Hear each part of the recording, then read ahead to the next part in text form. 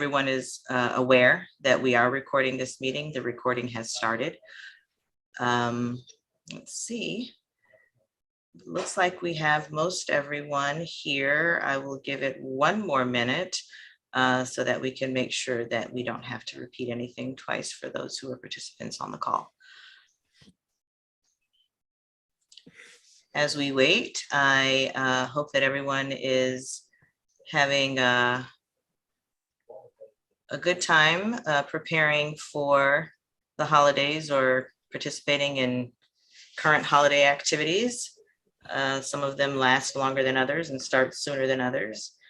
All of them are an opportunity for us to gather in some instances. And I know that that has been a challenge over the past 2 years, almost. So I know that this holiday season has an opportunity to present some memories of what holidays past looked like, but I also encourage all of us to continue to be careful, given what we know about the latest variant, Omicron. We are hearing that there may be some challenges associated with it as we move into January. So I just want to remind all of us to be careful and care for yourselves and care for others in the ways that you're engaging with each other. So that is my public service announcement for today. And if we have no further cause for delay, I'm going to go ahead and get the meeting started. So good morning, everyone. It is Thursday, December 16th already, 2021, 10:02 a.m. And we are gathered here today for the Interstate Bridge Replacement Executive Steering Group meeting. We're excited that everyone is participating. We recognize we do have some alternates today, and so we are going to make sure that we acknowledge everyone appropriately as we move through the agenda.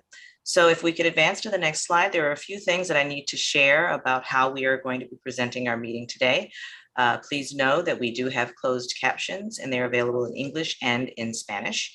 English closed captions are available within Zoom and YouTube, and users can follow the link below, https://ibr.news/captions to view both English and Spanish captions in a separate browser window.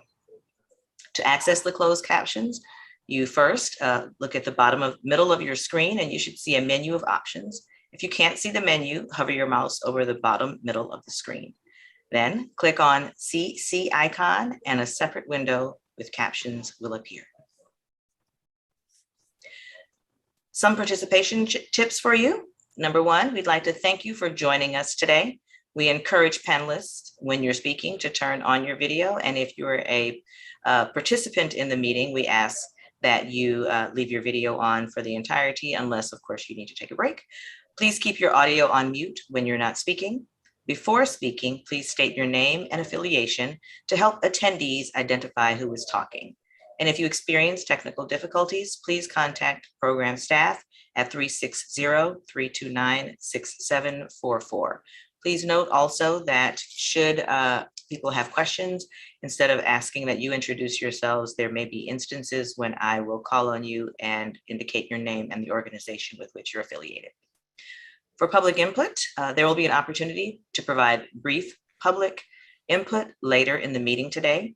To submit input after the meeting, you will email your comments to info@interstatebridge.org with ESG Public Comment in the subject line, or you can call 888-503-6735 and state ESG Public Comment in your message.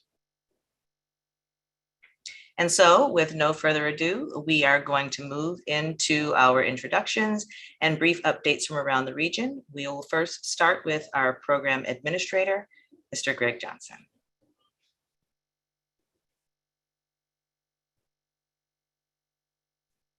Good morning, everybody.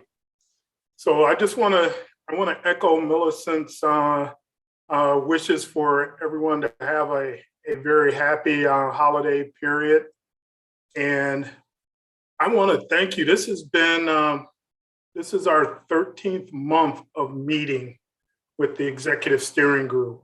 And there has been a tremendous amount of hard work put in by everyone. So just want to thank you for all that you have done over this last year, you and your staff members. This is because they've been meeting even more frequently to move this program forward. So thank you, and we appreciate it. So once again, I'm Greg Johnson, IBR Administrator. Millicent, do you want to go around and have everyone do the introductions before I jump into my piece? Yes, I would.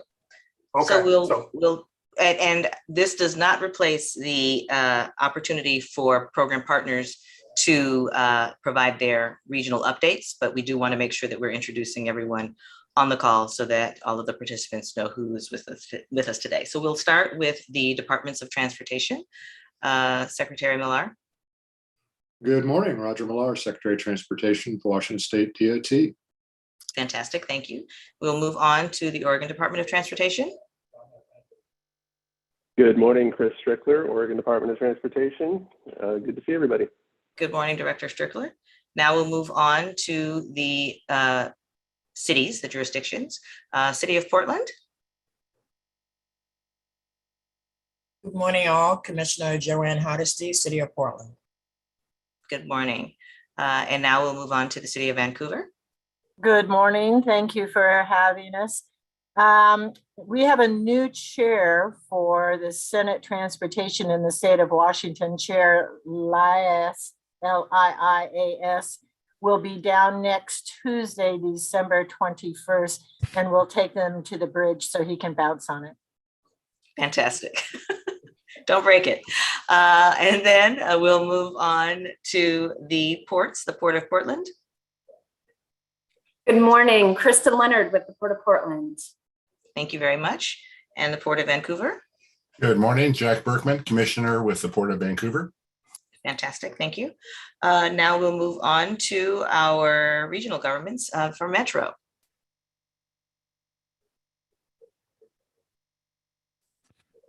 I know we were going to have an alternate in place of President Peterson this morning. I will follow up and find out how we might support connecting that participant to this meeting. There may be some technical difficulties. From the Washington RAC. Millicent, so yeah. I did see Councilor Nolan. Oh, there we go. Yes, thanks all. Mary Nolan, Metro Councilor representing Metro, the regional government. Good morning. Thank you, Commissioner Nolan. And now from the RAC, our RTC, I'm sorry, the RTC. Yeah. Good morning, Matt Ransom, Executive Director at the Regional Transportation Council here in Clark County. Fantastic. Thank you, Matt. And now for the transit agencies, TriMet. Good morning, everyone. I am Steve Witter, Executive Director at TriMet. Good morning. And CTran. Sean Donaghy with CTran. Good morning. Thank you. All right, Administrator Johnson, we are ready to move into your overview and comments. All right. Well, once again, thanks everybody, and thanks for all of the support staff who are also on this call. So, once again, we're getting to some critical time periods for the program, and you hear that from me. But we are coming into 2022 with solutions to be put on the table for everyone to look at, to examine. Eventually getting to boards and councils so we can nail down what this thing is that we want to see for our region. So we are still busily running models and sifting through, putting them through the sieve of alternatives analysis and screening criteria. So our team will be working through the holidays and being ready to have materials for you in the beginning of the year. So we're looking at sometime in January, February to start telling you what we have found. And we have been meeting with partners, and and discussing needs and must-haves for this thing to go forward. So those have been very fruitful conversations. So thanks to everyone for their time and efforts. So one of the key things that that we have heard from our bi-state legislative team is the schedule. And I explained to them that we need time to take some of these issues, get them socialized and get them through the boards and councils in a reasonable way without rushing through them. So they have heard that. They still want us to hew as closely to the schedule as possible. And the reason for that is they do not want us to miss any funding windows. So we have been having great conversations with our federal partners, both FHWA and FTA, and understanding what the schedule needs to be in line for capital improvement grant funding. So we're working that schedule. As a matter of fact, I spoke with Steve Witter from TriMet last night. We're putting together a technical team of the transit partners to come together and look at that schedule one more time to assure ourselves that we are on the right path and we're going to meet the appropriate deadlines that are dictated to get in line for 2025 funding on the transit side of things. We also know that we have to have our ducks in a row and our act in order to be ready for a large ask in the 2023 legislative sessions in each state. So we know that we are going to have a well-defined program with a revised finance plan that speaks to what the partners and the communities have agreed on are important for them to see in this program. So those schedules are coming quicker than not. So we're going to be working hard to ensure that everything we're doing is in alignment to get and meet those dates. We know that with the federal infrastructure bill being passed, they're currently working on the language that will define these grants and aid. So we're going to have to be ready and prepared to raise our hand and say we're ready to get in line for that type of funding as well. So we have a number of key critical deadlines from a schedule standpoint that have to be met in 2022 in order to be ready for 2023 and 2025. So our team is working diligently on those things with members from each of the partner groups, and we're going to be ready. So other things, we are still looking at the travel demand modeling and making sure that we understand all the nuances that the data has said to us. So our team is going through that. We've provided a presentation to both ESG as well as bi-state on origin destination and the travel demand model. So we think we are very close to understanding everything going out to the appropriate timeframes out into the future to define what this program will look like and the traffic loading that it will have to handle. We have had 2 meetings with the bi-state ledge since we last met as a group, and both of those meetings were very positive. Once again, we went through a lot of technical data with them. We reviewed what some of the screening criteria is looking at, and once again, we talked about timelines, and they understand the challenges that are in front of us. So once again, very positive meetings. They have given us the thumbs up to keep charging ahead and doing the good things that we're getting done. And they are looking at hopefully meeting with us in January and February is iffy because they will still be in the throes of session. But we know we will be meeting with them regularly in March, April, May, June, as we are trying to literally land this plane and make sure that everyone is up to speed with all of the issues and concerns. So with that, I'll take a breath, and if there are any questions for me before we go round table on things that are happening around the region. Thank you, Administrator Johnson. Yes, I was going to ask if, as people give their updates, if you have questions or have issues that you would like clarification on, that you ask at that time. So we're going to start with our community members who are part of the ESG, and my apologies for my oversight when we were going around the table for introductions. We're going to ask that first Lynn Valenter and then Ed Washington provide both their introductions and ask any questions and updates about what's going on in their neck of the woods. Thank you. Lynn Valenter, co-chair of the Community Advisory Group, and I actually don't have an update, but it's lovely to video see everyone, and hopefully we'll see everyone in person before too much longer. But thank you. Thank you so much, Ms. Valenter.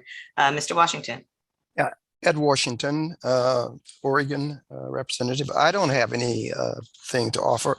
I just decided to sit in this morning to hear what kinds of things you all are talking about so that I can stay up to date as much as possible. But thank you very much for having me here. Thank you for joining. And now we'll go back around the horn again, starting with first our jurisdictions. We are going to start with Mayor Ann, who did share a bit of an update, but I didn't know if she had anything else that she'd like to share. No, Millicent, that was our update. Thank you. Fantastic. Thank you so much. And we're looking forward to being able to connect with the new chair and getting that person up to speed as well on what's going on with the program. Commissioner Hardesty. Thank you, Millicent. I also have no updates. Fantastic. Thank you so much.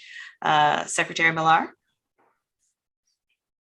Thank you. Yeah, I look forward to working with Mark Elias, the new chair of the Senate Transportation Committee. He's certainly familiar with the project. He was the past vice chair of our House Transportation Committee and very involved in developing the Connecting Washington funding package, and will be a great addition to the conversation. And we wish Senator Hobbs well in his new role as Secretary of State Hobbs. We are engaged at the federal level with the implementation of what the USDOT is now calling the bipartisan infrastructure law. IIGA just didn't roll off the tongue, so they came up with another awkward acronym, but we'll do our best with that.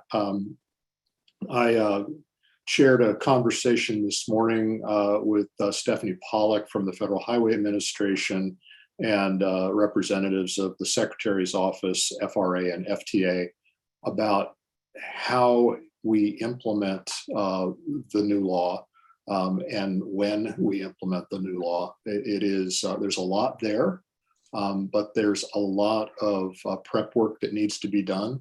Anytime something like this passes, there's usually two questions. When do I get my money? And I have this thing that's not in the bill, so how do I get that funded? And the when do we get the money? The formula money, some of it will be coming to the states. Some of it is tied up in the continuing resolution. And the continuing resolution has also put the brakes on the discretionary grants that are in the bill. But we're working on providing advice to the DOT and the modal administrations, and would encourage our partners who are working through cities and through groups like AMPO to provide advice as well.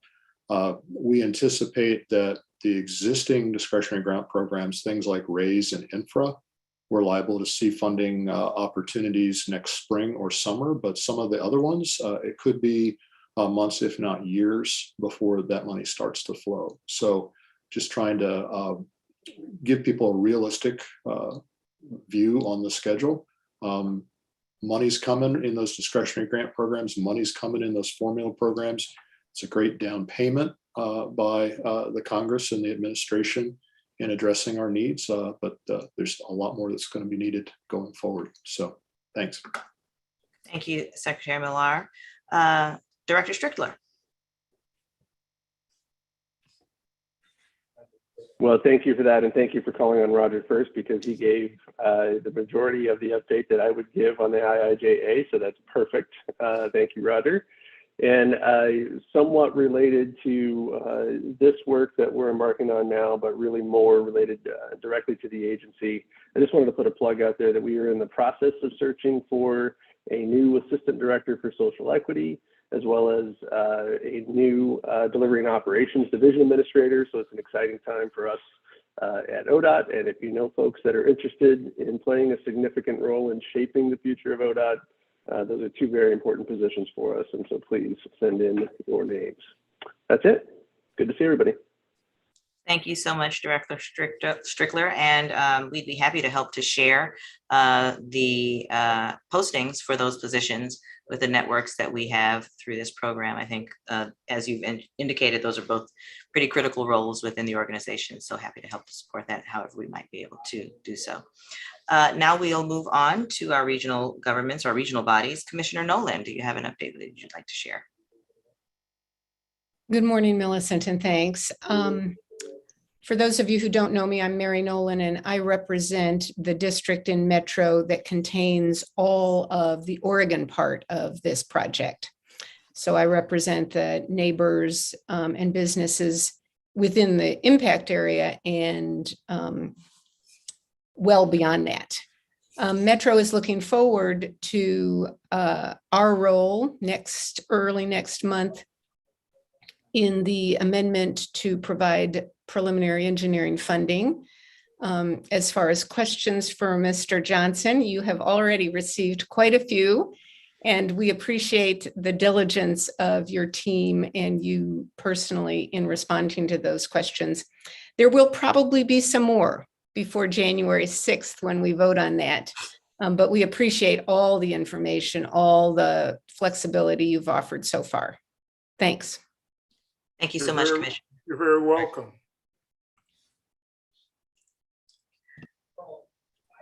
We'll move on to Matt Ransom, Executive Director of the RTC.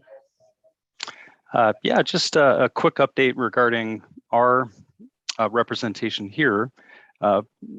Board Chair Scott Hughes has been the primary delegate to this group for a period of time, but the way we govern RTC is on a rotational basis for board officers. Chair Hughes's term lapses at the end of this year, and he'll leave the RTC Board of Directors. We discussed representation here at our last board meeting, and I'll be serving as the primary delegate to this body for the time being, and I'll look forward to our continued partnership. I wanted to also mention, Greg, thank you for sharing sort of your high clip assessment of the legislative committee meetings. One thing that I picked up in your report out there is I try to watch, but I always appreciate others' perspectives, and that is schedule.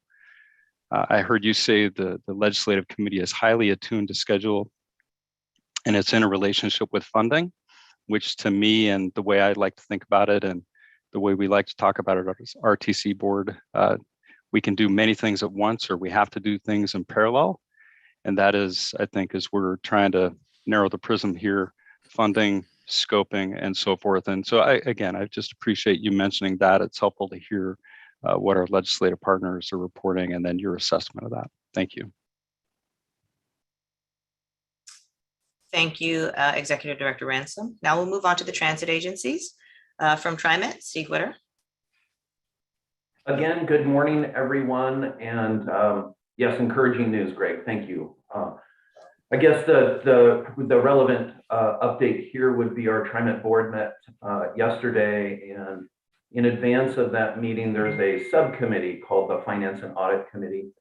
And usually when we have projects that have, TriMet has a real stake in the outcome, just like CTRAN does here, as well as all of us.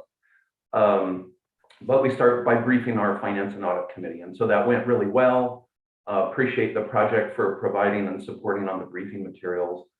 And there was a commitment from the TriMet board to engage this project as a topic on a regular basis, if not each and every time in the upcoming months here, starting in January. So that's the report. I know that fits into the project, sort of thinking about how we thread the various needles here. So happy to report that. Thank you. Thank you so much, Mr. Witter. And now for our CTRAN partner, CEO Sean Donahue. Yeah, I would just, first I want to say thank you to Steve and Jamie at TriMet for working with Greg to put together the meeting to have a discussion about really narrowing down some of the transit thought processes as it relates around CIG funding. And I do appreciate Administrator Johnson's update on that. I will reiterate that we've asked for a few months now that when we talk about what that schedule means and how aggressively we want to move into it, I think it's imperative that we notify the public what that really means in real time, things that we will use from the original project, things that we want to see as a function of this project. I think it's important to be transparent about that when we realize the opportunity we have in front of us to get some funding to address the bridge in a real quick period of time. So that would just be my only other request. I know we've asked for that a few months in a row now, and I think this meeting that TriMet has asked for with CTRAN folks and a few others to deal with the how we want to approach transit funding is a good start to that, and I appreciate that update today. Thank you so much, CEO Donahue. I hope that through the presentation that you'll see later in this meeting, you'll get some of the insight and information that you're looking for about how we're engaging community, but thank you for raising that very important concern. We'll now move on to the ports, the Port of Portland. I just want to say thank you to our partners at Port of Vancouver and the rest of the team in the ongoing conversations around the movement of freight. And we continue to look at the impacts in that kind of entire sector. So that's the only update. Thank you very much. Thank you so much. And now from the Port of Vancouver, we will have in the stead of CEO Marler, our Commissioner Jack Berkman. Thank you. On November 19th, right after our last ESG meeting, the IBR team held a freight leadership meeting. We really appreciate the team coordinating this. And there was some really good feedback and design considerations for the bridge replacement that we heard. I believe we're going to hear a little bit more about that during our update today. There was a statistic presented during the presentation, though, that was really highlighting why it's so critical that we keep the ESG and the stakeholders updated on freight. The statistic was involving the average weekday volume growth. Okay, and looking from 2005 to 2019 on the I-5 bridge. General purpose traffic went up 5%, freight went up 28%. If you look at the same thing over the I-205 bridge, that average weekday volume growth from 2005 to 2019, on 205, it went up 14% in general purpose traffic and 45% increase in freight traffic. Now, freight traffic may not be directly on the mind of many, but it's really important aspect to this replacement bridge. And it's good to keep this in front of the ESG on a regular basis. And that's our update. Thanks. Thank you so much, Commissioner. Having gone around the horn, if there are no questions for Administrator Johnson regarding the things that he provided updates on, we'll move on into the agenda and begin our first presentation.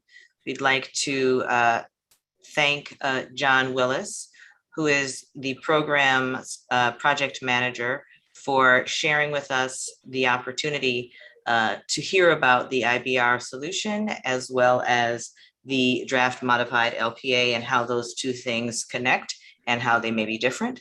Just to share a few meeting ground rules, we will honor the agenda to the extent possible. We'll listen to understand and ask questions to clarify. We'll be hard on the problems, soft on the people, address interests and seek common ground, and provide a balance of speaking time. And so now, with no further ado, we are going to invite John Willis to join the conversation to provide an overview of the IBR solution / draft modified LPA. I know this is something that is top of mind for many of you, and we hope to provide some clarity through this presentation. John. Thanks, Millicent. Yeah, thank you very much. I'm pleased to be presenting to this group.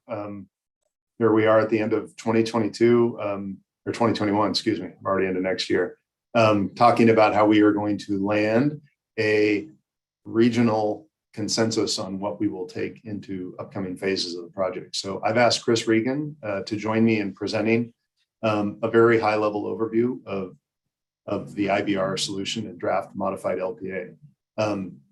Chris, are you available? I am. To start? Here. Yeah, Go ahead thanks. Yeah, thank you.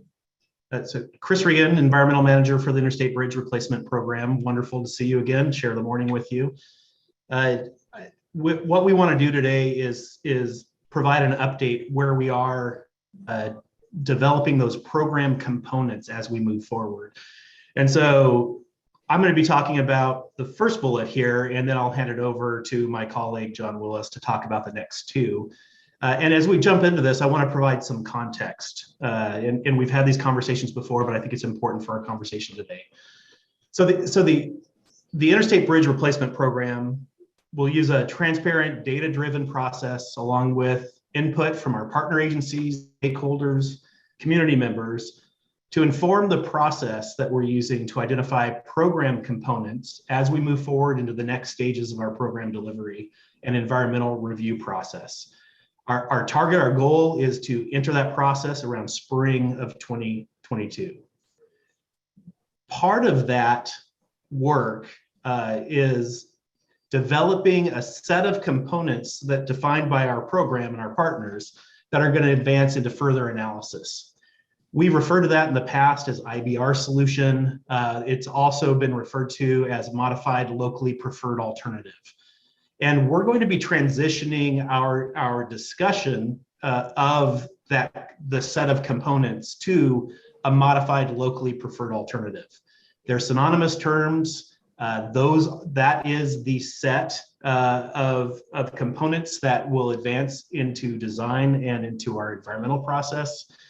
Modified locally preferred alternative is the federally recognized vehicle.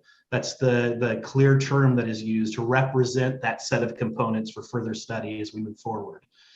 And again, it's really important. IBR solution is synonymous to locally preferred alternative as we have been using them, but we are going to move forward with that locally preferred alternative, the modified locally preferred alternative. And that modified locally preferred alternative is going to contain a high-level set of regionally adopted project components that are going to define the program. Working with our partners to define those components, advisory group, community input, and John's going to talk a little bit more about that in just a few minutes here. But that modified locally preferred alternative is very important to support our steps. It's very important for upcoming NEPA phase as we enter and do our analysis through the National Environmental Policy Act. It helps demonstrate regional consensus to state and federal elected officials as we rally and grab a hold of that modified locally preferred alternative. And it provides necessary definition of the program support for the state and federal funding requests that are coming our way.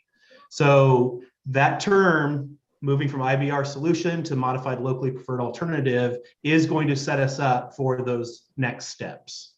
And so with that, I'll hand it over to you, John. Thank you, Chris. Great job describing the what.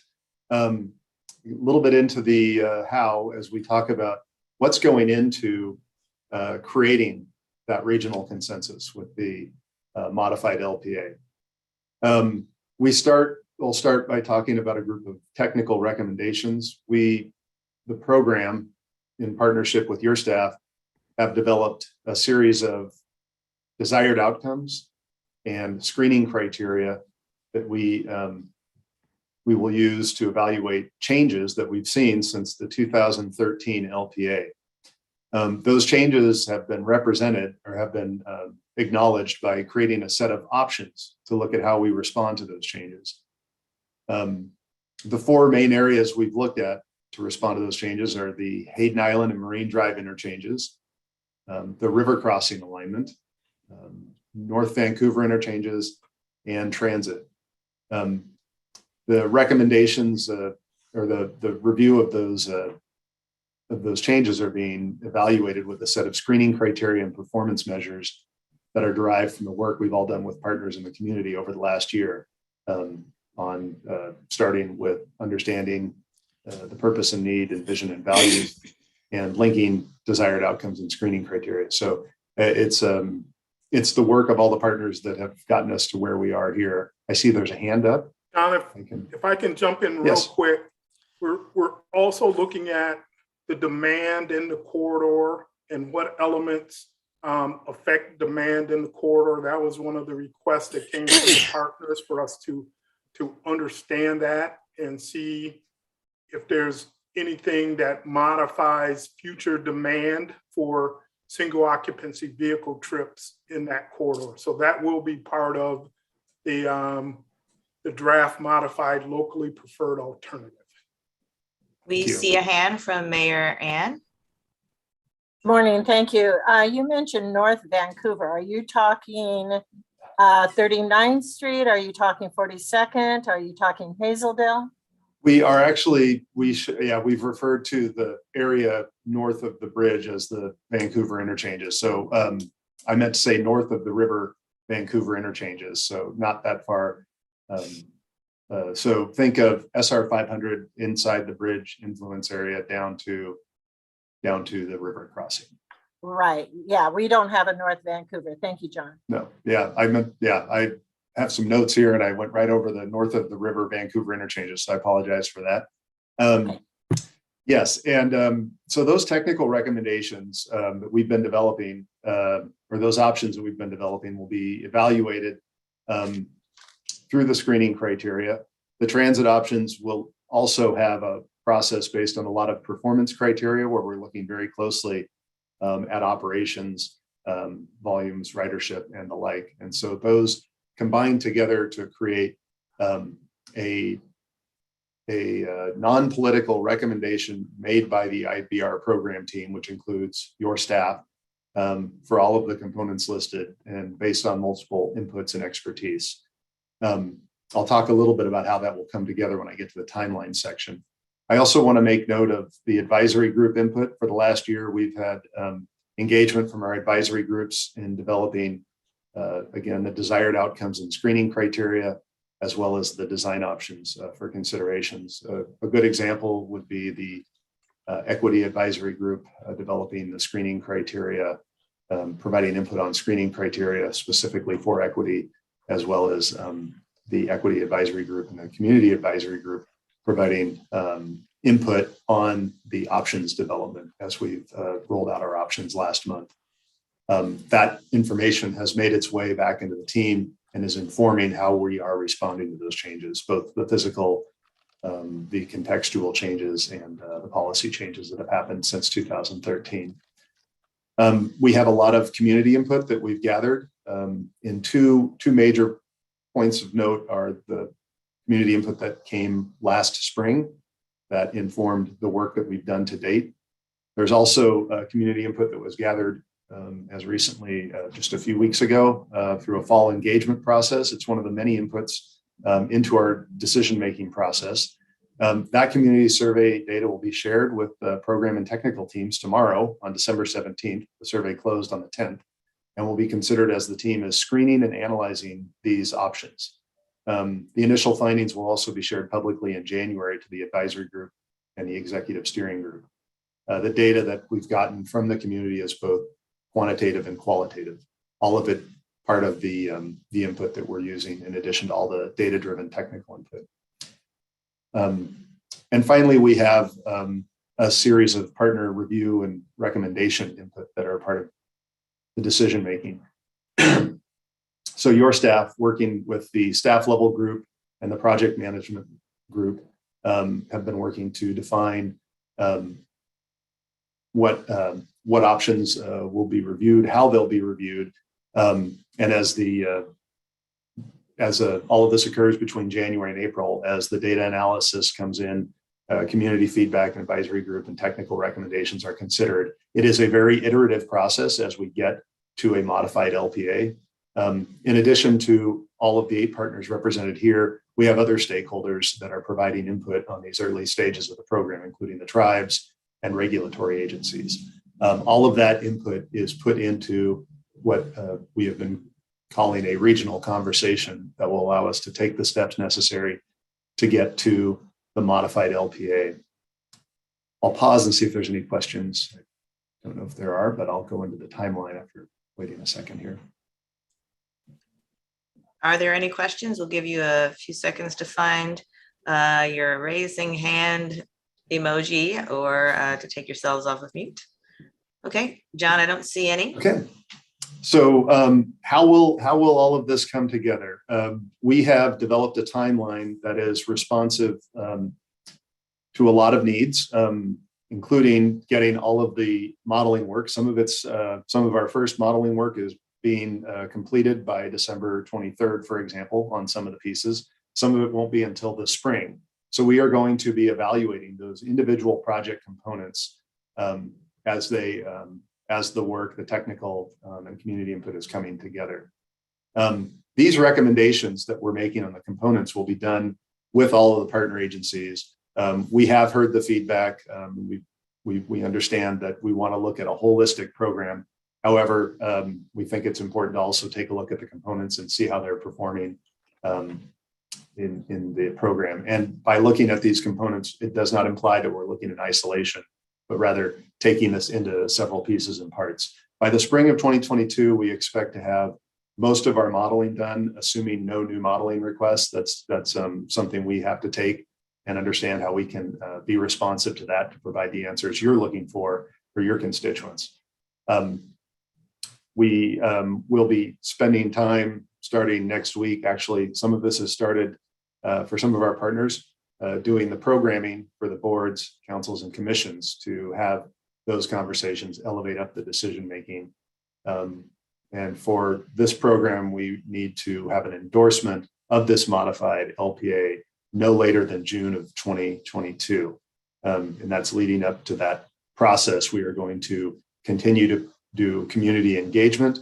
There will be, as I mentioned, iteratively, technical recommendations for program elements as we learn more on certain options. And modeling, as I mentioned, will continue during some of this time frame too. Our goal we've been balancing this timeline with requests for data and time to analyze options, but also understand the backstop of the critical timeline for pursuing state and federal funding opportunities. So the bottom line is for us to have that modified LPA so that we can position the program, as Chris mentioned, for the follow-on NEPA phase, as well as for legislative funding requests at state and federal levels, and to provide input, as was mentioned earlier on this call, for grant applications, for example. So that's the plan. And again, we really appreciate the effort that all of your staff have put into helping our team move this along. And I see Commissioner Hardesty has a hand raised. So happy to take questions. Thank you very much. Thank you. I did not want to interrupt your flow, but I did have a question as I was looking at the community engagement pieces. I'm curious about the languages that people have access to. How many languages is this information available in? And when I see BIPOC as a category, that doesn't really tell me what communities of color we are investing and engaging with. And so I would prefer to see a more disaggregated list rather than just a clump of demographic information.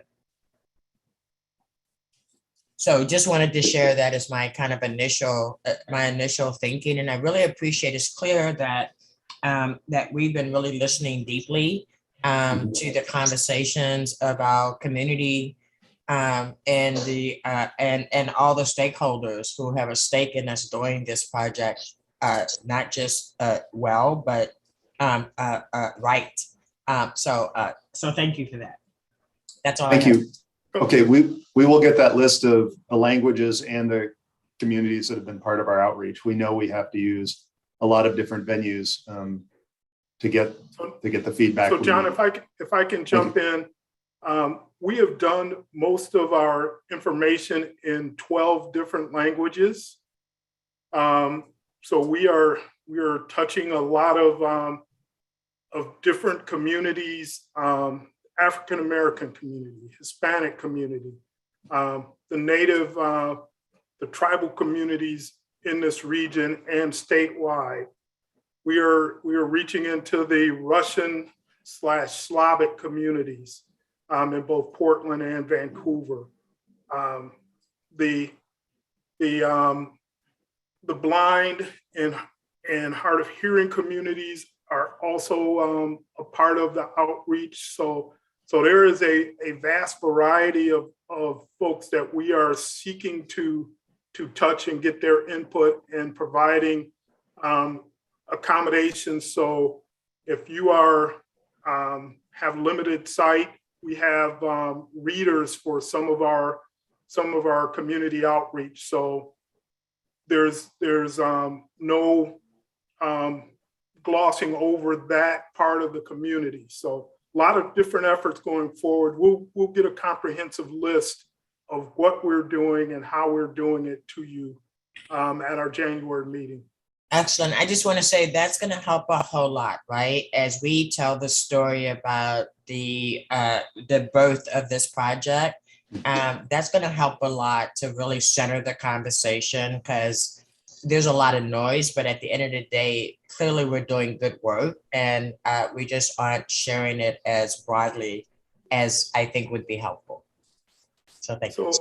So one of the things that that we're very proud of in this year that has gone by, we have touched in one form or fashion, had touch points with over 25,000 folks. And that's on the light side of what we have done through surveys, through group meetings, through community workforce, community working groups, rather, advisory groups. So that number, I think, is tremendously impressive, especially in a pandemic.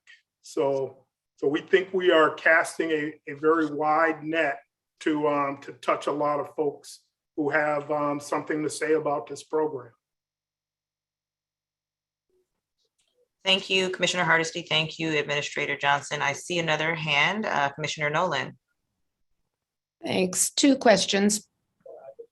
On the modeling of the various options, are we assuming tolling is in place on all those modeling runs?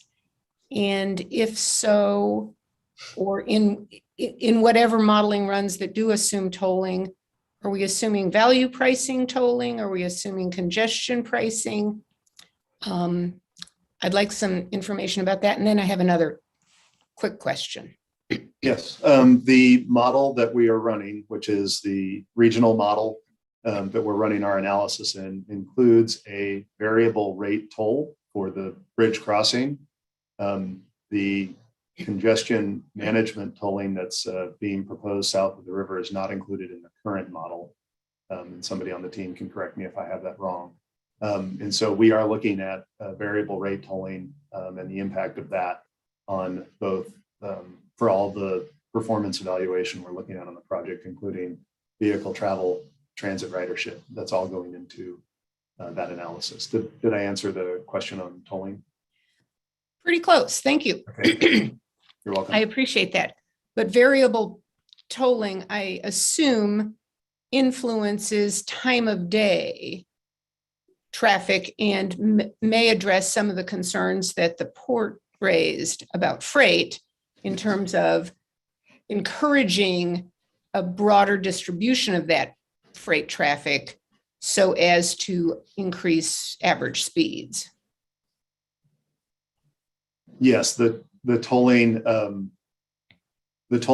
rates do vary by peak times during the day, and the goal for tolling, I think for tolling, we're looking to both fund the program but also a benefit of tolling, or a side effect, if you will, is that it does create a bit of demand management, which improves the flow and operations of the facility for freight specifically, as you mentioned. Great, thanks. And one quick question, and I'm not sure, Greg, who should answer it. I'd like a little more clarity on what happens at the stroke of midnight in June, that there's a drop dead date here. And if it's a complex question, we can take it offline, but what exactly is the deadline of June next year? So what we're looking at for June is the folks who sit on the ESG to have the ability to endorse moving this draft modified LPA into the federal review process. So that includes having gone before your boards and councils and them saying, yes, you can raise your hand and say yes to what the IBR program is doing. So we're looking for consensus from this group in that June timeframe after it has gone through boards and councils, for folks to be able to say, yes, please move this forward into the process. So I'm sorry, I asked my question inartfully. What happens at the stroke of midnight if, for example, this group as a collective says, you know, we need until July or August? So what's the reason for the June date? So the reason for the June date is to be able to have a locally preferred alternative that we can now move into the federal transit process, and also move into before the legislatures of each state with a program. It's going to take some time after everyone says yes to reconfigure and hone this into what it's going to be. So that time between June and the fall of 2022, when we have to be in line for FTA funding, is going to be spent polishing up what we have and making sure it fits into the FTA criteria. So this is, if we push out further, we have our original date that we had given to this team and to bi-state was the end of March. But we clearly heard from the partners that that was not doable. So with the additional request for modeling and to socialize this within the boards and councils, we came up with an extended date out to June. So we are seeking to keep to that date to meet these other critical deadlines that were spoken about earlier in the presentation. Thank you, Commissioner Nolan, and thanks, Greg, for the response. There are a few folks who want to weigh in on what we've shared here. Secretary Millar, you took your hand down. You were the first one who had your hand raised. Did you want to decline comment? Well, just real quickly, and Nolan, hi, it's been a while. Good to see you. You know, at the stroke of midnight on that magic date, if we don't have a decision, that this doesn't turn into a pumpkin. But we as a team, all of the partners on this have an obligation to our two state legislators and to our congressional delegation to move the project forward so that they can line up. In Washington state, the legislature is talking about a new revenue package. And the summer of 22 is, you know, if we don't have something that we can move forward, it's not likely to be included in that package. By the summer of 22, we should have a better idea of what's happening with the discretionary grant programs that are available to us at the U.S. Department of Transportation. So my understanding of this is that we've all agreed as a team to put our best faith effort into a good faith effort into getting to a locally preferred alternative that we can advance in the NEPA process by June. That's not the final product. That's not the final decision. That's an LPA that then goes through all of the review that we have to do. But it also gives us a dollar amount and a schedule that we can then take to the Oregon legislature, to the Washington legislature, and to our federal partners to get in line for the funding it's going to take to build the project. Thank you, Secretary Millar. I see Steve Witter's hand. I'm certain he has perspective from the transit side of things. Yes, I wanted to share with Commissioner Nolan that the Federal Transit Administration has a very regulated schedule for getting a project into the queue. And that's regardless of whether it's a new starts, a small starts, state of good repair, a core capacity grant. They all sort of follow the same cadence. And what is due is in August is due the first of a series of documents that are prepared in order to place it into the president's proposed budget in February, in order to then be ready for consideration for a funding recommendation in October. And usually the projects don't move fast enough to get the recommendation in that same October as February because of the remaining FTA process and actions we have to take as a local jurisdictions. But you want to be in that queue. You want to be in that president's budget listed, and you don't want to skip a beat. And many of the projects are in that queue for several years. So hopefully that actually does explain a little bit of what happened when that pumpkin does arrive. Thank you, Steve. Executive Director Ransom. Yeah, I'd like to just provide a few comments on the agenda item itself. I thought this was very timely for the project to do this clarification and sort of reset words matter. And while I sort of could interpret the conversation, I think aligning the words the project is using now in draft modified LPA, while that's literally important to our regulators, I think it's important to constituents and stakeholders. When I think about the Association of Governments of RTC, there are expectations about what this project is, and it's largely an expectation that it will be done, that it will be modified appropriately based on changed circumstances and new information, but that there's also a commitment to proceed with earnestness. And like we're all doing in public policy development, we're developing plans that may take years or decades to manifest. And so there's this consistency and expectation that I think drives the work that we're all doing. And so I think, again, this is timely to do this clarification of language.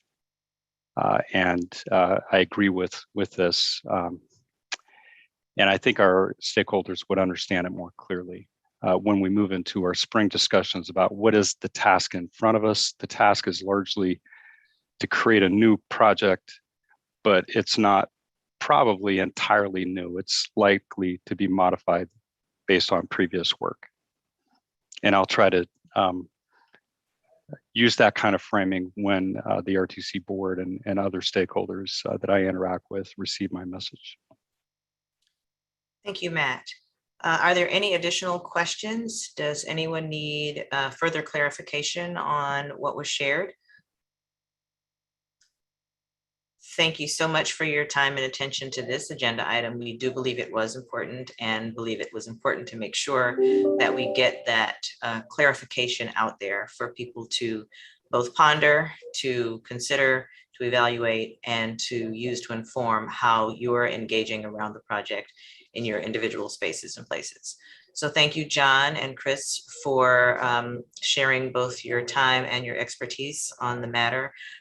We recognize that every opportunity to come before this group is a meaningful one, and we want to make sure that your time is well spent. And so thank you, team, for joining in the conversation, and thank you, members of the ESG, for your attention to the item. All right, So with no further questions or comments, we're going to move on into our 2021 or fall 2021 community engagement overview.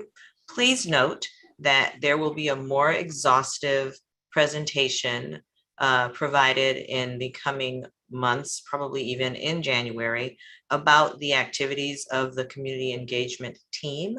But we felt it necessary to round out the year with a recap of the series of activities that the group has been involved with, the impact, for you to hear the impact that the efforts have made. You heard during the last ESG meeting an update from the Equity Advisory Group and the equity leads. And so we wanted to make sure that we were providing the same amount of opportunity for the overall community engagement team to provide you with an update. So I believe, Commissioner Hardesty, some of your questions may be answered through this. Know that all of the things that have been raised, whether it was in this setting or in other settings, have been considered and toiled over by not just the community engagement team, but also members of the technical teams as well. So I'm excited about this opportunity to connect you with the information. You've had the opportunity to review the packet, but we're going to ask the presenters for this item to come on screen. So I see Kimberly, Katie, and Salome. We're going to dig in and provide the overview that is before you. So Kimberly. Thank you so much, Millicent. So for those who I have not had the pleasure to meet yet, Kimberly Pinchetta, I'm the Communications and External Relations Manager for the program. And as Millicent noted, I will be joined by Katie Bellaconi and Salome Chimuku, who are two of my very talented partners on our team that have led some of our specific engagement efforts. I don't think I could have framed that better, Millicent, so thank you. But we'll add on a little bit just to the framing and the expectation for this particular presentation. So this is really intended to give kind of that high level overview of some of our engagement activities that were part of our kind of focused and targeted efforts over the past couple of months. And then we are intending to come back next month with more of the in-depth results and a more comprehensive overview of really what we heard and kind of looking at all of those pieces together, all of the different feedback and input that we heard through these various efforts. So today is kind of a snapshot, kind of the high level, trying to give everyone a sense of the different ways we tried to engage with different members and groups of the public and all of the different activities and events that have occurred mostly throughout November and December. And then again, we'll come back with more detail. So as Millicent also noted, we will certainly take note and would welcome if there's additional detail that you either would have liked to have seen today or very specific information you want to make sure that we are coming back with next month, in addition to results in terms of what we heard. Then we are, very, very welcome or would welcome that feedback and that guidance in terms of what is going to be most helpful. So with that, I'll start with this. So this is kind of gives a quick snapshot of some of those different activities and engagement efforts that we had underway.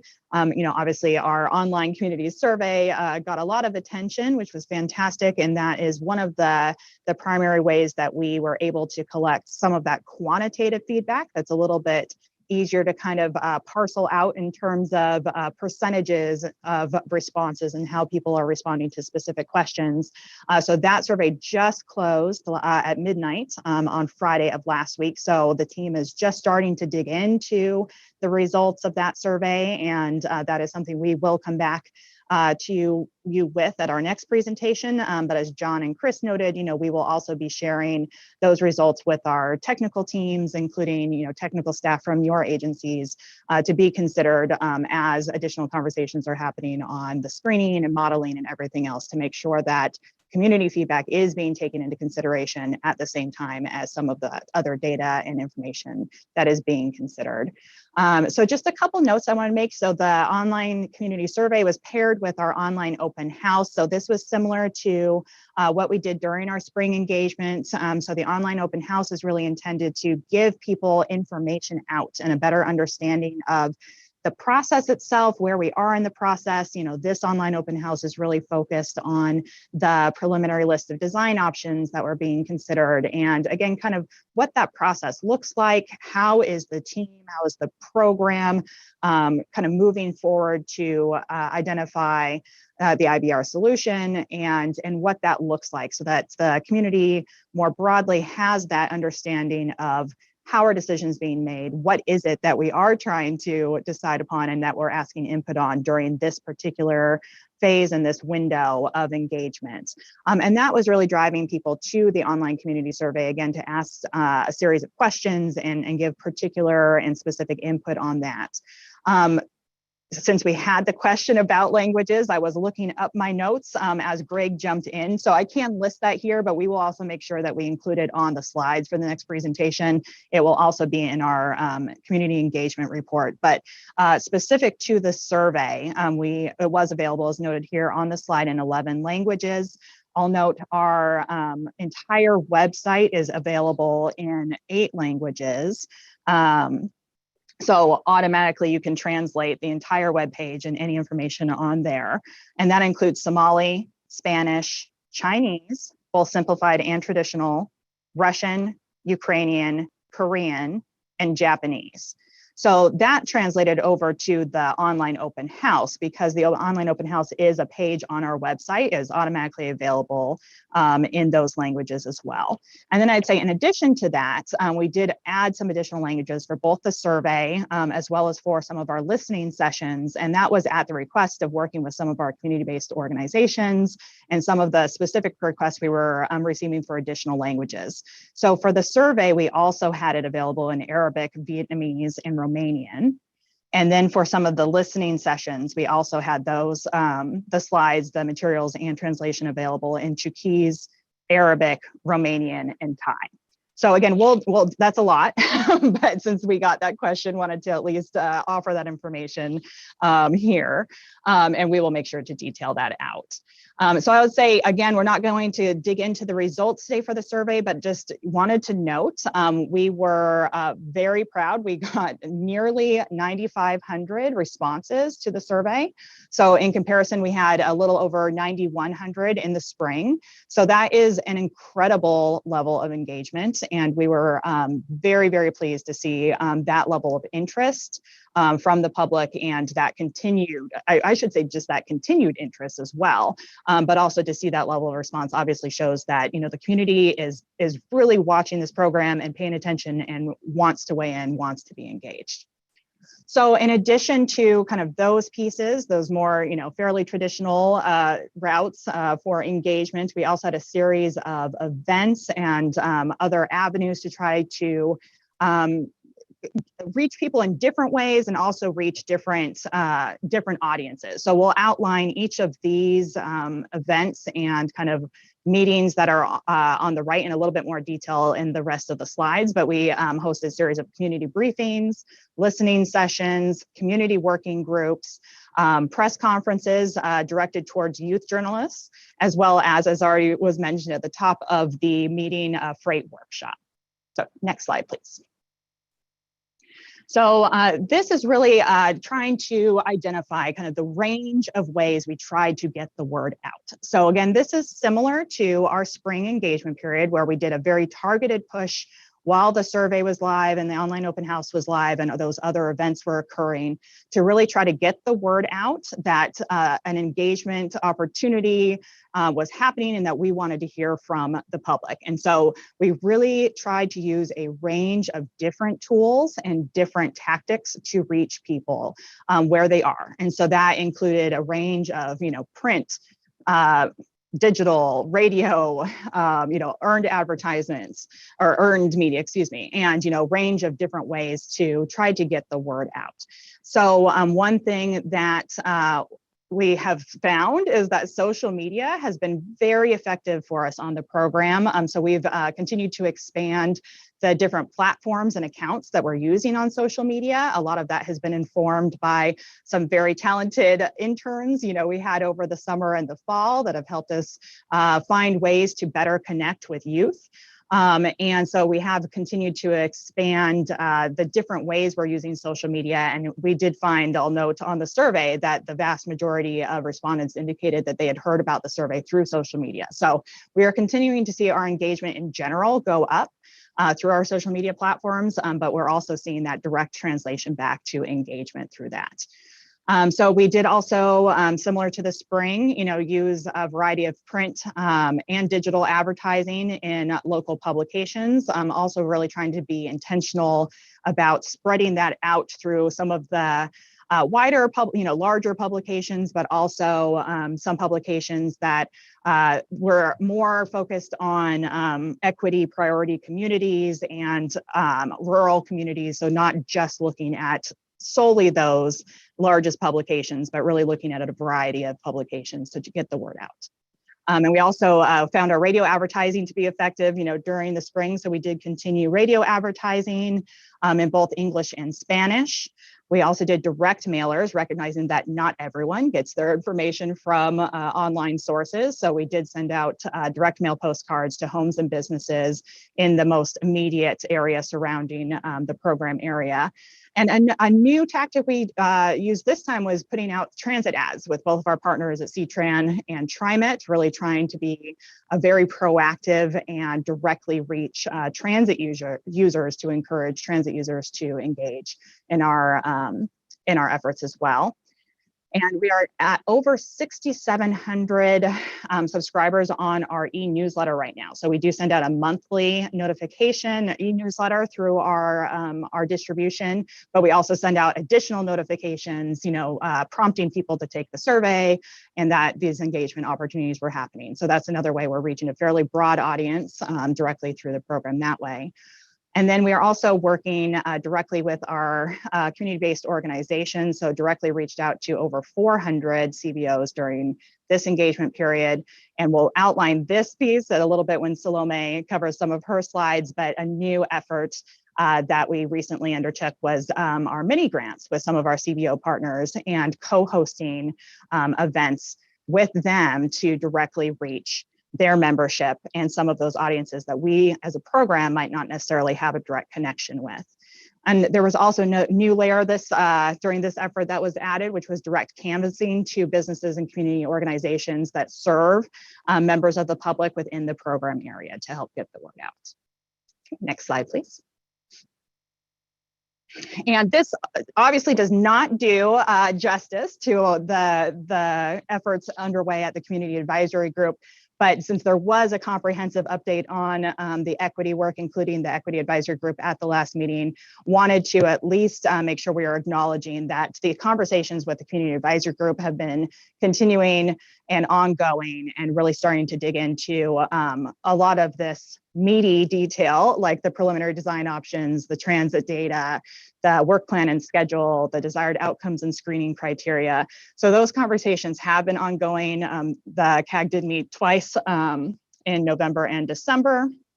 And obviously we continue or anticipate those conversations will continue as we continue to move forward with the screening and the work to identify the IBR solution. There will be substantive conversations with Community Advisory Group as well. And we will also plan to outline the conversations and the feedback we're hearing directly from the Community Advisory Group in more detail, both in our community engagement report, as well as our presentation out next month. So I will just note, we do sincerely appreciate, I know that both Ed and Lynn as co-chairs were encouraging all of the members of the CAG to take the survey and to help get the word out within their memberships and organizations as well. So that is another avenue that is continuing. And next slide, please. So with that, I'm going to turn it over to Salome for the next few slides. Take it away. Hello, everyone. It's nice to see you again. My name is Salome, I use she, her pronouns, and I'm here on behalf of the IBR staff.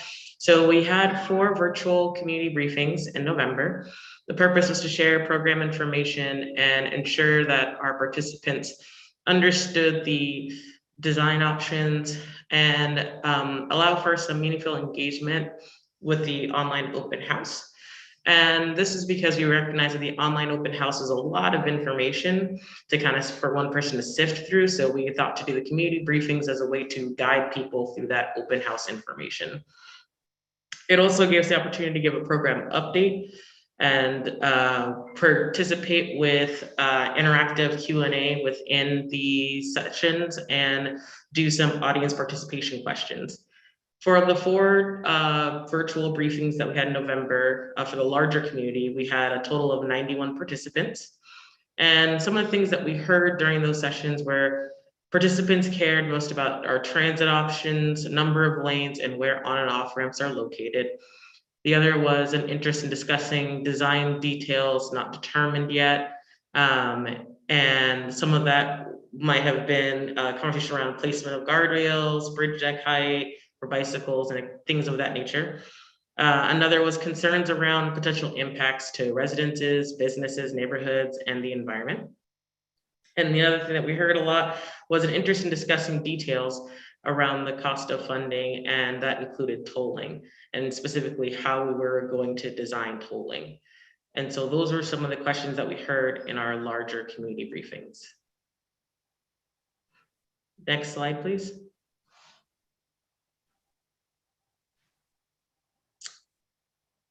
And so I'm just going to pause for a second while I wait for our other ASL interpreter to get highlighted so people don't miss what we're talking about.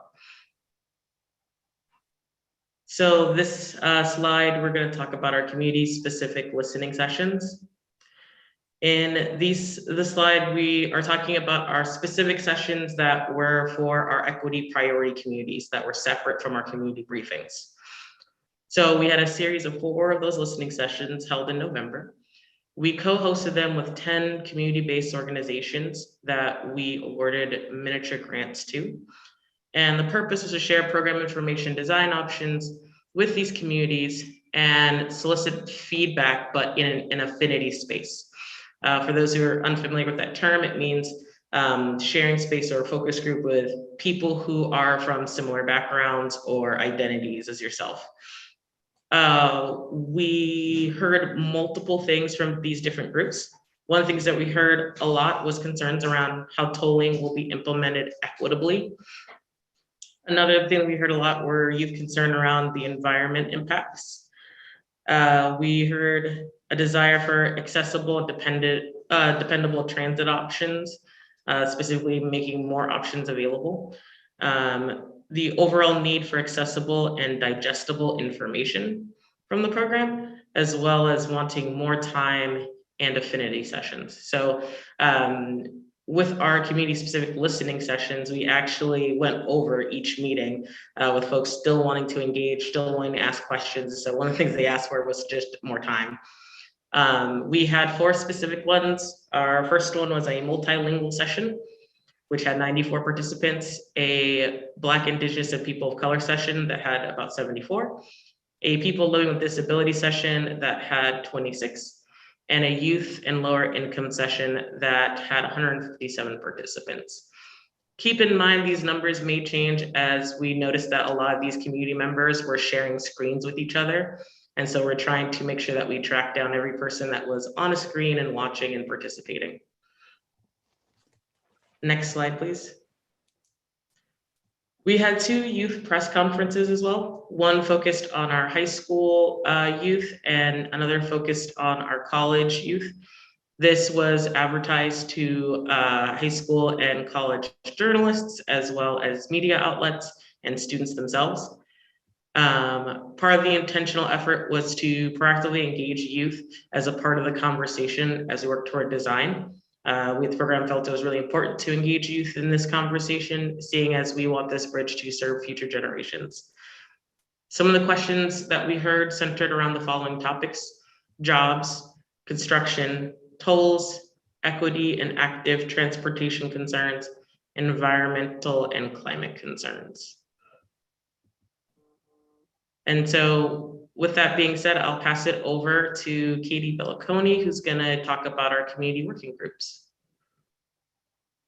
Thanks, Salome. Can you guys hear me okay? For those of you who don't know me, my name's Katie Bellaconi, and thank you for allowing me to share about 2 key communications initiatives I've had the pleasure of being involved in these past few months. The program was excited to launch 4 community working groups with the joint orientation in early fall. These groups were topic specific, meaning that one was formed to focus on active transportation, one on multimodal commuters, another on Hayden Island Marine Drive, and lastly, one on downtown Vancouver. Since that orientation, each group met 2 times for 2.5-hour meetings each. The last in this series occurred just last week and was our Hayden Island Marine Drive group. Each group ranged in size from 17 to 24 participants and were intentionally selected to provide well-rounded representation for discussion around each of these topics. There was a variety of age ranges, income levels, identities, and housing statuses from both sides of the river. We had representatives from community-based organizations, neighborhood associations, transportation nonprofits, and at-large community members. The goal of these meetings was really to have in-depth 2-way conversations with the community working group participants to allow the program to better understand community priorities and concerns around these specific transportation topics. Of course, meeting material, including the meeting summaries, is posted on the IBR website, but high points of what we heard include an overall support for high capacity transit, especially light rail, and a desire for greater transportation connectivity. The Hayden Island Marine Drive group expressed a strong desire to see a transit connection serving Hayden Island and Marine Drive. They also expressed dissatisfaction with the current Marine Drive interchange and their ability to access Hayden Island. They, of course, have concerns about how the construction may negatively impact this area. The active transportation group shared concerns for the accessibility and ramp grades, specifically how steep it will be to get on and off the shared use path. They also encouraged the program to pay attention to path surface materials and other design features like railings. The downtown Vancouver group shared concerns about the stacked alignment option due to lack of direct connections to downtown Vancouver. They also identified a need for the program to alleviate existing heavy traffic and frequent backups in the downtown core. And our multimodal commuter group shared a desire for a 1-seat ride with public transit, meaning wanting fewer transfers. They also expressed a desire for safer pedestrian and cyclist bridge access and crossing.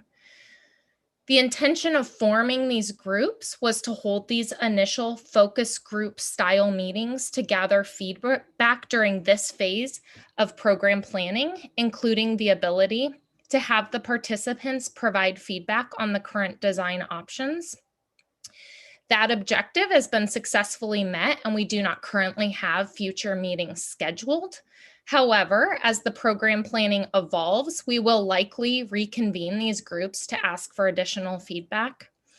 All of the feedback we've heard in these 8 meetings will be added to the program's comprehensive fall community engagement report that Kimberly mentioned. You can go to the next slide. I wanted to thank Commissioner Berkman for giving opening remarks about the freight leadership meeting the program had the pleasure of hosting and highlighting the importance of this aspect of the program. This freight leadership meeting occurred during mid-November and was hosted in conjunction with both the Port of Vancouver and the Port of Portland. The meeting was attended by 16 different organizations, including 8 different ports. The goal of the meeting was for us to have a conversation between our local ports and the IBR program and the freight leaders of our community. We shared information on the program's climate and equity commitment and asked for feedback on the current design options, focusing on the areas most relevant to this stakeholder group. Lastly, we highlighted current engagement opportunities and asked how we can best engage with the freight community in the future. We heard about the regional freight priorities, including an interest in the program providing more logistical and design considerations for high, wide, and heavy freight. This group would like to see traffic data projections into 2045. They have an interest in freight capacity matching the population and job growth in the region. And they did express a desire for additional opportunities for engagement. Our next steps for this group include staying connected by having program speakers available to come to their specific organizations and bringing them back together for another work session when we near the next project milestone. This was a successful meeting from the program standpoint, and I thank both Juliana and Kristen specifically for partnering with us on having these essential conversations. Next slide, Kimberly, back to you. Thanks so much, Katie and Salome both. So I think we've covered a lot of what's already on this slide, but this is basically just kind of giving a quick recap again in terms of next steps and how we'll be using all of this different feedback from the various avenues of engagement that we've recently completed. So as noted several times, we will have a comprehensive community engagement report that we will be making publicly available next month. That will outline both all of the outreach tactics that we used, but also kind of recapping and synthesizing all of that feedback that we heard from these different avenues of engagement. So not just the survey results, but also looking at both the quantitative and qualitative feedback and data that we gathered from all of these various avenues and areas of engagement. And also noted, in the interim, we'll also still be sharing those results and this feedback with the technical staff and partner agency staff to be considered as those other conversations are happening prior to that full comprehensive report being published later in January. And one other thing we wanted to note was we did intentionally host the online open house on our web page. So it was available on the interstatebridge.org page specifically with the intention that we could have it as a living document, living page that is ongoing. So rather than closing it out and it being only available during this targeted period of engagement, we will actually be updating it to reflect where we are in the process. As results and recommendations are developed, we'll be able to report that out. So it's intended to be an easy place for the broader community to be able to kind of follow along with us in the process and stay up to date in terms of where we are, what are next steps, and really where we are in the process. So, as noted, community engagement activities are always ongoing throughout the life of the program. These kind of targeted areas or efforts in terms of specific engagement periods, we try to be very intentional to align them with key milestones when we are asking the public for direct input that can influence key milestones, decision points, and that key areas of work. So these kind of targeted engagement periods align with those milestones, but we will always have opportunities for the public to engage and weigh in and provide feedback to the program throughout the life of the program. Another thing we'll continue to do is kind of assess the effectiveness of our outreach and engagement efforts. So, that is something that we did. We, did a lot of assessment in terms of our spring engagement, what worked, what we thought we might be able to do better, where we might be able to be more effective. That was one of the reasons why you saw us add in some of these new efforts, like the partnerships with the community-based organizations and those co-hosted listening sessions.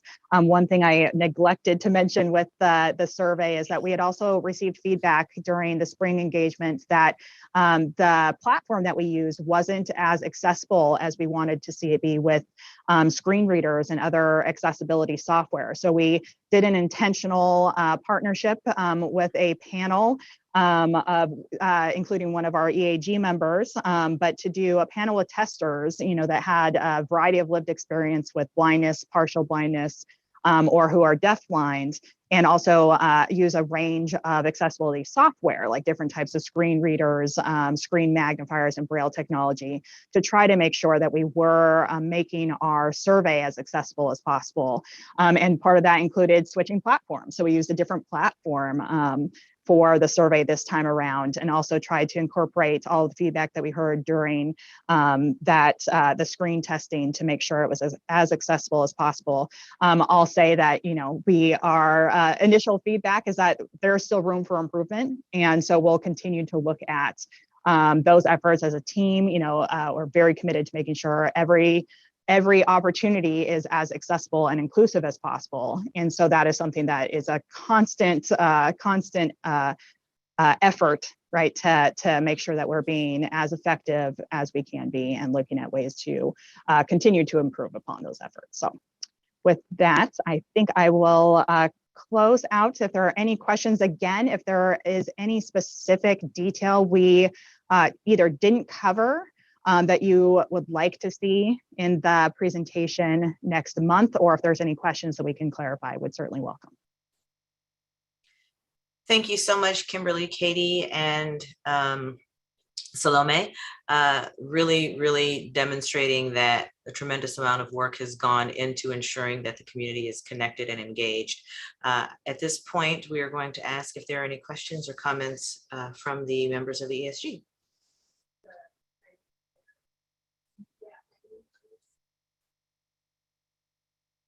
All right, so we're looking forward to, I see Commissioner Hardesty's hand. Sorry, I'll be quick. I just want to say how impressed I am with the outreach, the languages, the real detailed work, the preparing community members to have this kind of detailed conversation. My hat's off to all of you. You've done incredible work. I look forward to reading your report in January. And I appreciate you answering some of the questions I asked earlier. And I feel much better about how deeply we're engaging community members where they are. And that's really so important. So just thank you is all I have to say. Thank you, Commissioner Hardesty. Salome? Yeah, I would just like to add that this particular engagement was really meaningful for us because with our partnership with our CBOs in the area, we were able to reach a lot of folks who I deem as highly vulnerable due to their intersectionality. So we were able to do some really special things, such as not only have ASL interpretation, but CDI, which is a specific type of ASL interpretation. And then also providing materials in various languages that the program hadn't before, such as Thai and Romanian. And so I was really happy and pleased that we were able to reach some of our most vulnerable in the community. So I'd like just to take a minute to acknowledge, once again, the great work that this team is doing, and some of the superstars that we have on this team. These are folks that have gone beyond what the minimum requirements are. And and Salome is so modest. She speaks, now I got it wrong the last time, she speaks 6 languages, and she brings that skill set to our outreach efforts.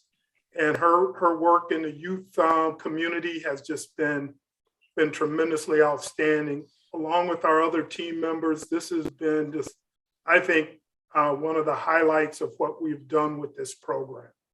So thank you, guys. I want to acknowledge you publicly.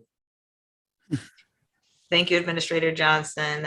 Thank you to the team. Yes, tremendous effort, tremendous commitment that extends beyond just talking about the bridge, but really talking about community and community building. And so we're really fortunate to have the level of professionalism contributing to the outcomes that we anticipate being able to have with this program. So thank you all. Thank you so much for that really comprehensive overview. And can you believe it? You're going to get an even more comprehensive one next month. So we're excited about being able to do that.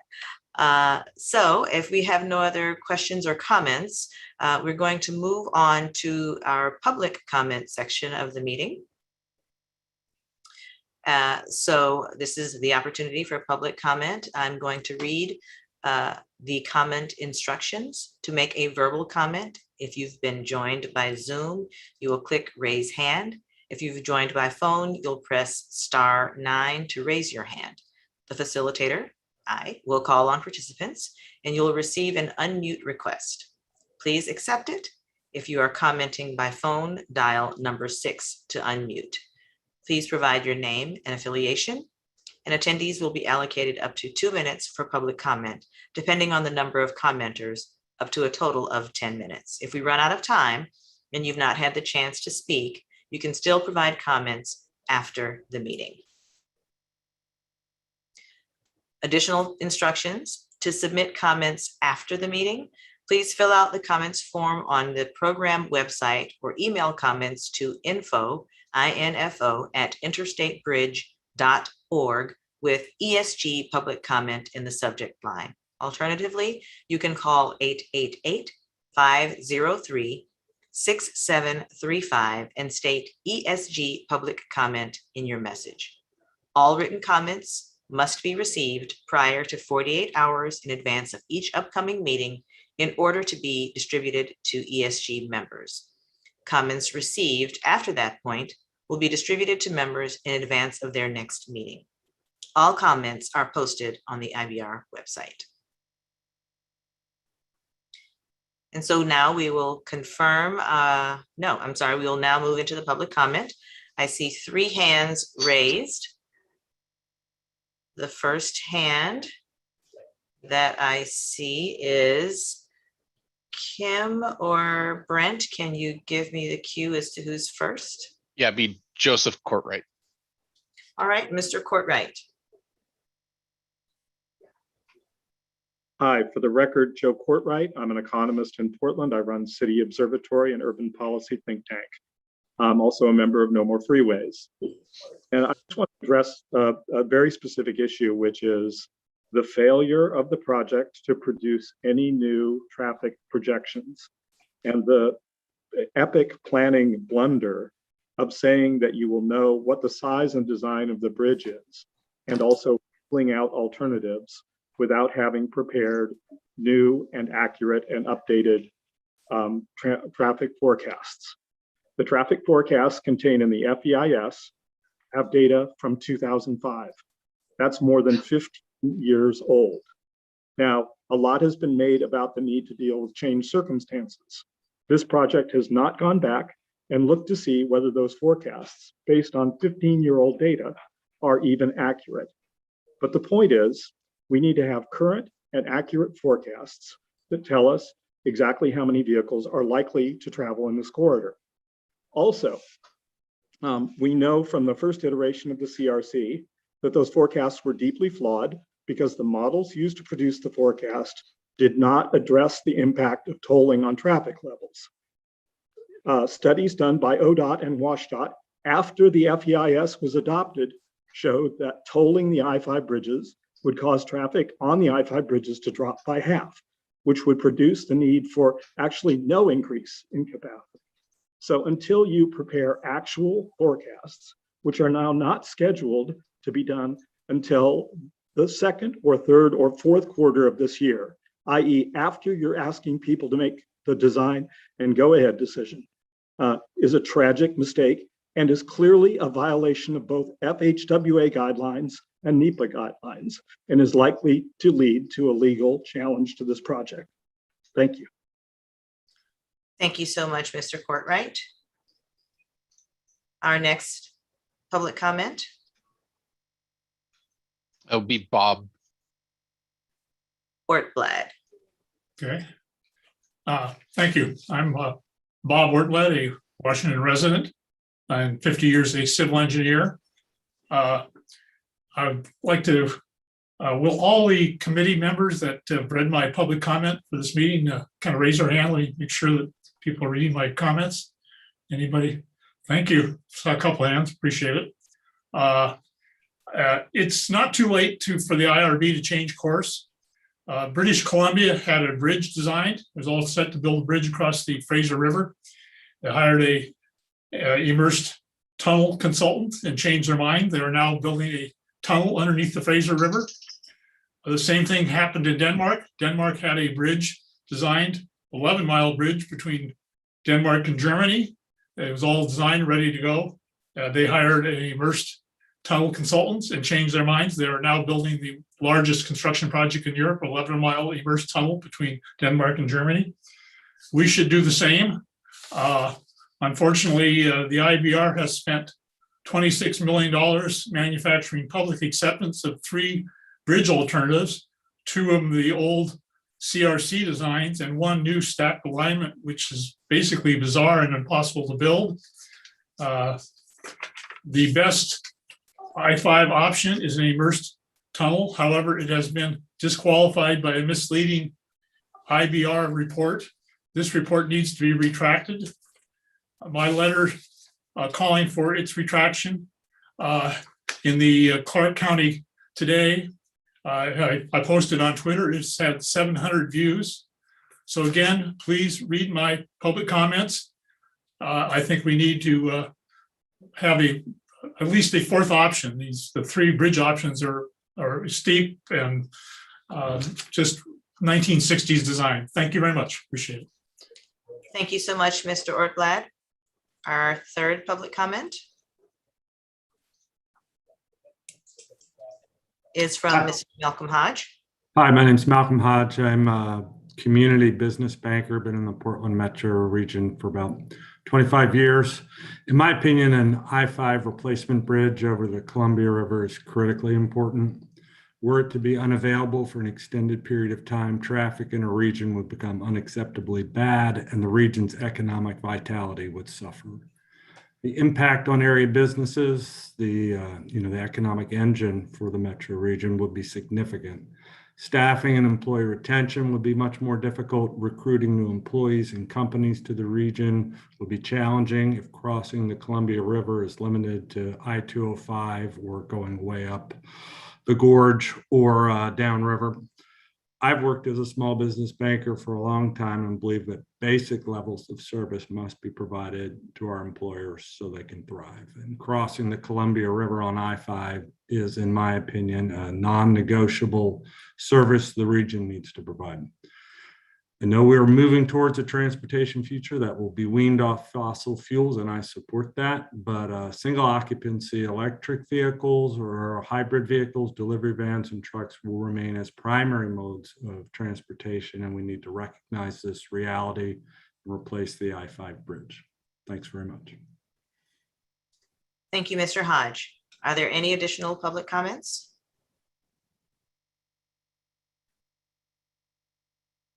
Thank you, Brent. Thank you, Kim. All right, that concludes our public comment or public input component of our agenda.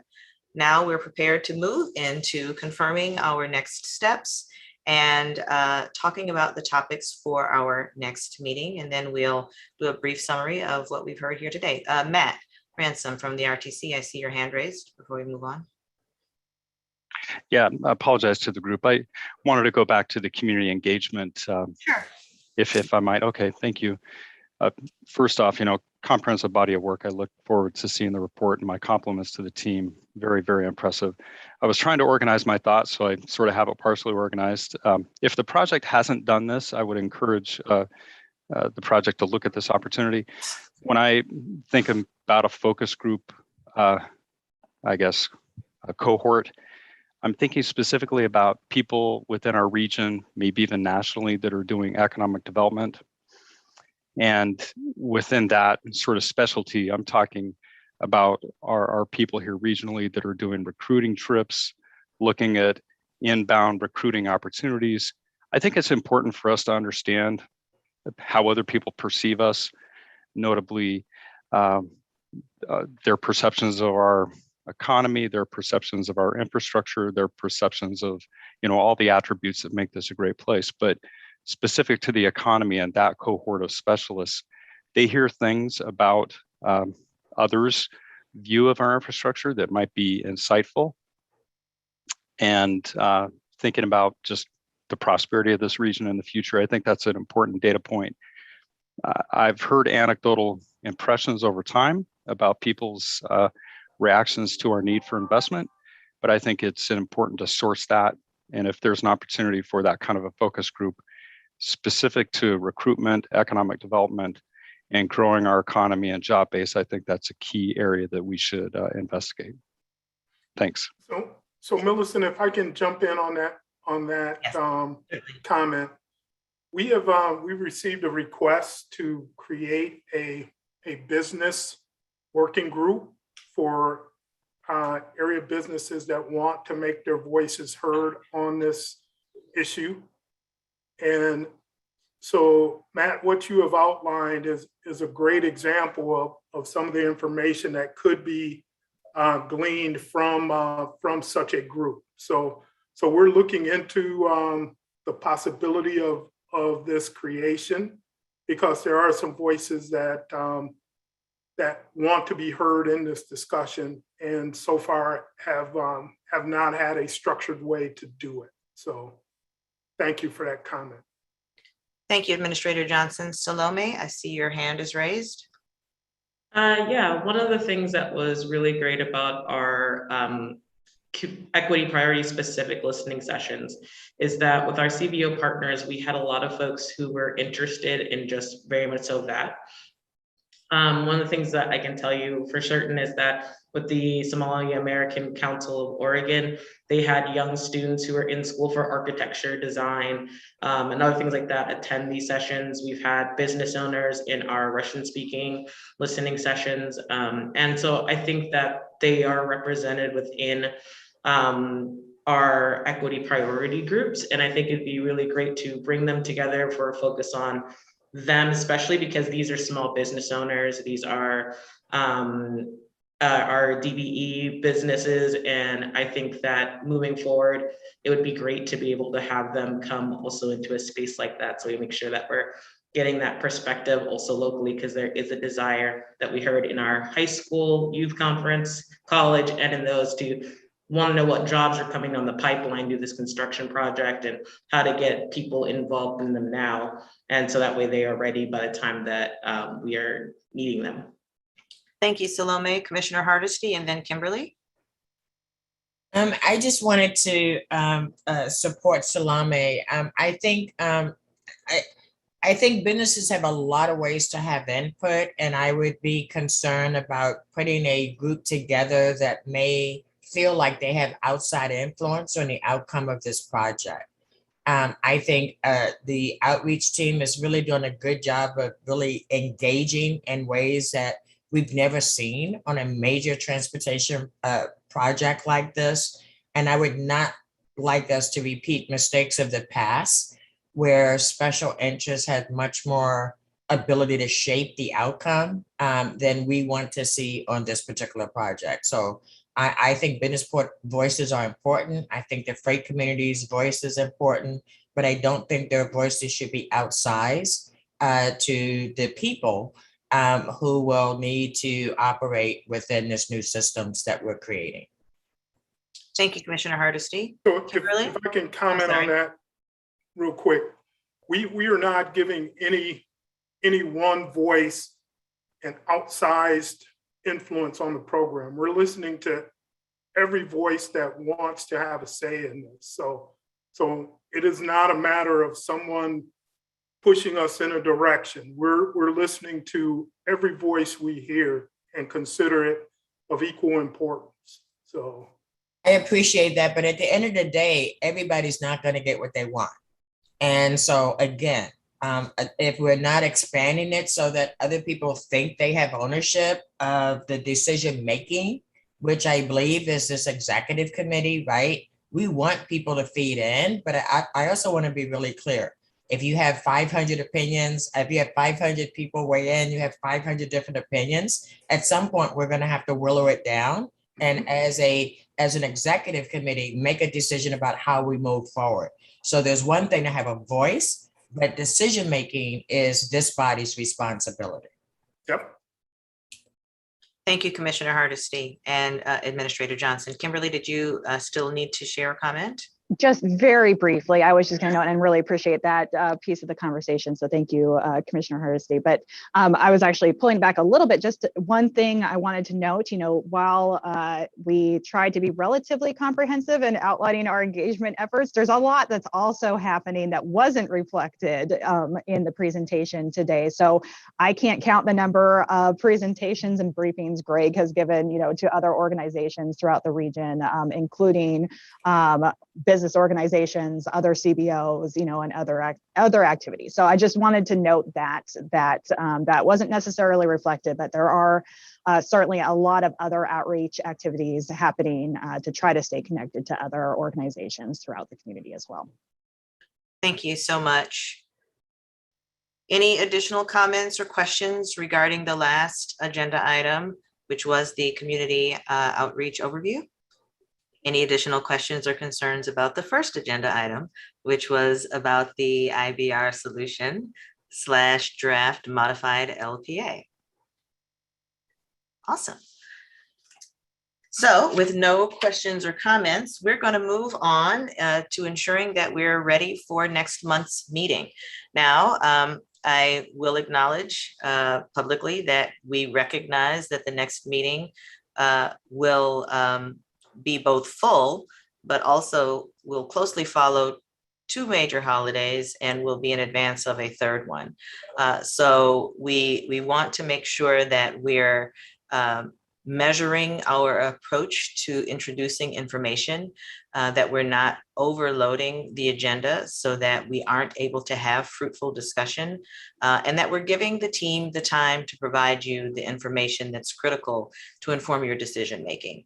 So if in fact the agendas that we move forward with appear to be lighter in content, the goal is not to minimize the importance of discussing all the things, but rather to make sure that we have the appropriate amount of time to address all of those areas of grave importance, because every piece of each conversation does have an impact on the work that the team is doing to move to the next steps. So I offer that as a caveat to help to couch how we're looking at the agenda for next month. So there are 2 things that we're going to be making sure that we are talking about. One of them is the community outreach overview, or the report that will be coming out in January. We'll be ready to do a deep dive there. Again, just following on to the conversation that we had here, but it will be much more exhaustive. So that will be one of the agenda items that will be coming up next month.